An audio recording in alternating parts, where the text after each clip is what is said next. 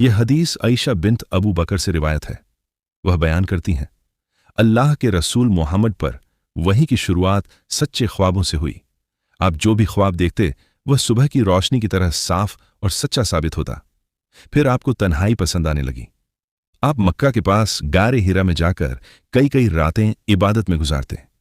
आप अपने घर वालों के लिए कुछ जरूरी सामान साथ ले जाते, फिर वापस आकर दोबारा सामान लेकर जाते और इबादत में मशगूल रहते, यहां तक कि आपके पास हक़ सच्चाई आ गई। एक दिन जब आप गारे हिरा में थे तो आपके पास फरिश्ता जिब्रील अलैहिस्सलाम आए और कहा, इकरा, पढ़ो। आप सल्लल्लाहु अलैहि वसल्लम ने जवाब दिया, मैं पढ़ने वाला नहीं हूं। फरिश्ते ने आपको पकड़कर जोर से भींचा, यहां तक कि आपको तकलीफ हुई। फिर छोड़कर कहा, पढ़ो।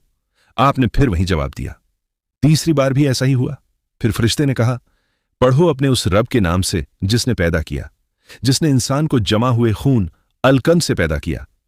पढ़ो, और तुम्हारा रब सबसे बड़ा करम करने वाला है, जिसने कलम के जरिए सिखाया, इंसान को वह सिखाया जो वह नहीं जानता था।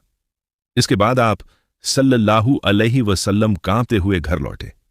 आपका दिल जोर जोर से धड़क रहा था। आपने अपनी पत्नी खदीजा बिन्त खुवैलिद रज़ियल्लाहु अन्हा से कहा, मुझे उड़ा दो, मुझे उड़ा दो। जब डर कम हुआ तो आपने पूरा वाकया सुनाया और कहा, मुझे अपनी जान का डर है।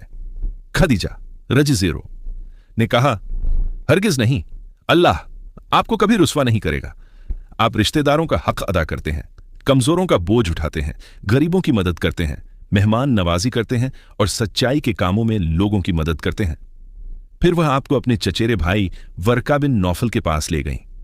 वह पहले से ईसाई मजहब पर थे और इंजील का ज्ञान रखते थे। उन्होंने पूरी बात सुनकर कहा, यह वही फरिश्ता नामुस है जो हजरत मूसा अलैहिस्सलाम पर आया था। काश मैं उस समय जवान होता जब आपकी कौम आपको निकाल देगी। आप सल्लल्लाहु अलैहि वसल्लम ने पूछा, क्या वे मुझे निकाल देंगे? उन्होंने जवाब दिया, हां, जो भी ऐसा संदेश लेकर आया उसका विरोध हुआ। अगर मैं उस दिन तक जिंदा रहा तो आपकी पूरी मदद करूंगा। लेकिन कुछ ही समय बाद वर्का का इंतकाल हो गया और कुछ समय के लिए वहीं रुक गई। इस हदीस से अहम बातें। इस्लाम की शुरुआत पढ़ो से हुई, यानी इल्म, ज्ञान की अहमियत। नबी सल्लल्लाहु अलैहि वसल्लम की सच्चाई और नेक किरदार का गवाह उनकी पत्नी बनी।